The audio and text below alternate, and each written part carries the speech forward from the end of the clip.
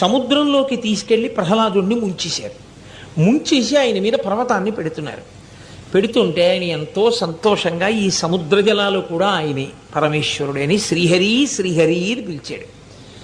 అయ్యో నా భక్తుడు ఎక్కడ కందిపోతాడోనని శ్రీమన్నారాయణుడు గరుత్మంతుణ్ణి అధిరోహించి గబగబా వచ్చి, చూడండి పిల్లవాడి కంట్లో ఏదైనా పడిపోతుందేమో అంటే మనం బలంగా ఉఫ్ అని ఊదేసినట్టు ఏదో ఎగురుతూ వచ్చి పిల్లాడి కంట్లో పెడుతోంది అనుకోండి, ఉఫ్ అని ఊదేస్తాం కళ్ళల్లో పడకుండా. అలా శ్రీమన్నారాయణుడు రాక్షసుల చేతిలో ఉన్నటువంటి పర్వతాన్ని ఉఫ్ అని ఊదాడు.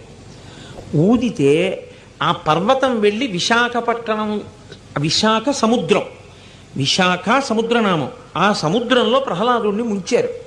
ముంచినప్పుడు ఆయన ఉఫ్ అని ఊదితే ఈ పర్వతం వెళ్ళి దూరంగా పడింది. ఈ పర్వతం వెళ్ళి దూరంగా ఎక్కడ పడిందో